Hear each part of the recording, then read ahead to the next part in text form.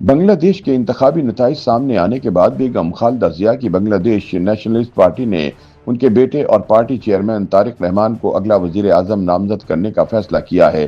یوں بنگلہ دیش کی سیاست میں یہ دوسرا موقع ہوگا کہ ایک ہی خاندان کے دو افراد وزارت عظمیٰ کے منصب تک پہنچے۔ اس سے قبل شیخ مجیب الرحمان اور ان کی بیٹی شیخ حسینہ واجد بھی وزیر اعظم رہ چکے ہیں۔ انتخابی نتائج کے مطابق بنگلہ دیش نیشنلسٹ پارٹی نے 209 نشستیں جیت کر 2/3 اکثریت حاصل کر لی ہے۔ بنگلہ دیش کے 13ویں انتخابات میں غیر سرکاری نتائج کے مطابق بنگلہ دیش کی جماعت اسلامی نے 68 نشستیں حاصل کی۔ قومی شہری پارٹی نے 6 جیتی ہیں، جبکہ آزاد امیدواران نے 7 نشستیں اپنے نام کی۔ اس کے علاوہ بنگلہ دیش خلیفۃ المجلس نے 2، اسلامی آندولن بنگلہ دیش جنتیا پارٹی، گونو اوڈیکار پریداش اور گنا سمہتی آندولن نے ایک نشست جیتی۔ یہ نتائج 297 حلقوں کے غیر حتمی اعداد و شمار پر مبنی ہے، جبکہ 2 حلقوں کے نتائج عدالت کے احکامات کی وجہ سے مؤخر ہیں۔ اہم بات یہ ہے کہ حسینہ واجد کو اقتدار سے بے دخل کرنے والی اسٹوڈنٹ موومنٹ کے رہنماؤں کو توقع سے بھی کم نشستیں ملی ہیں۔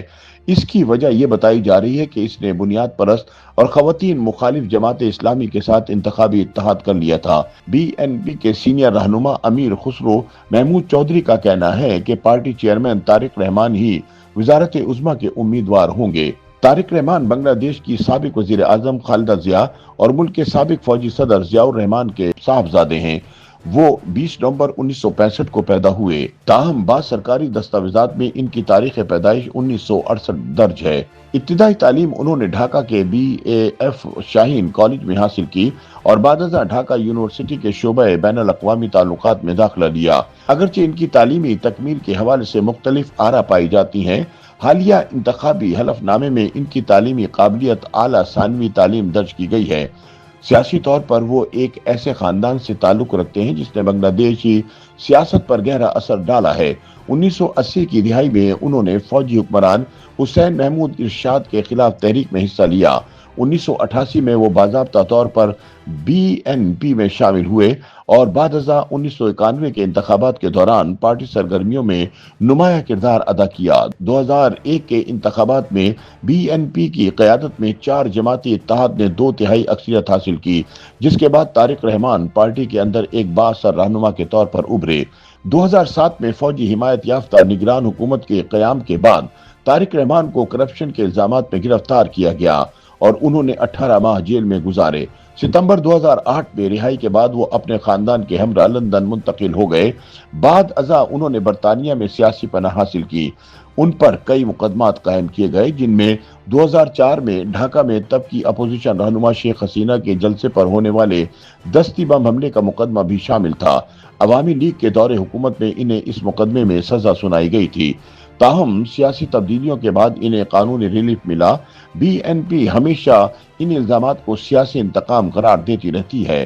2018 میں بیگم خالدہ ضیاء کو کرپشن کیس میں قید کی سزا کے بعد طارق رحمان نے لندن سے پارٹی کے قائم مقام چیئرمین کے طور پر قیادت سنبھالی۔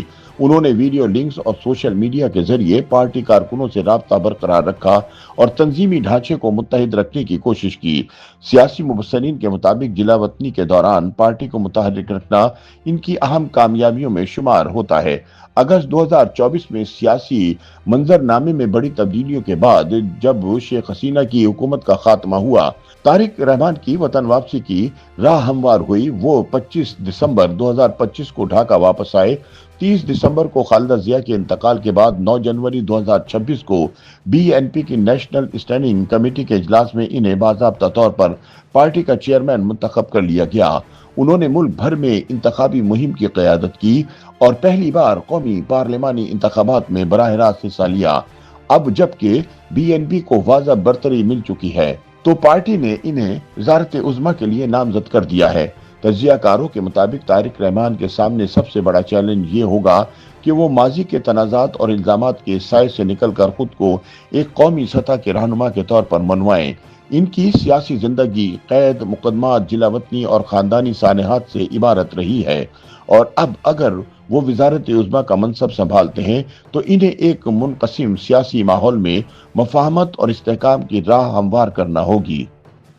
YouTube पर गूगली न्यूज देखने के लिए youtube.com की सर्च बार में गूगली न्यूज टीवी टाइप करें। गूगली न्यूज के पेज पर सुर्ख रंग के सब्सक्रिप्शन वाले बटन पर क्लिक करना ना भूलिए। YouTube पेज पर अपलोड होने वाली वीडियो से बाखबर रहने के लिए बेल आइकन पर क्लिक कीजिए। आपको हर नई वीडियो के बारे में नोटिफिकेशन मौसूल हो जाएगा।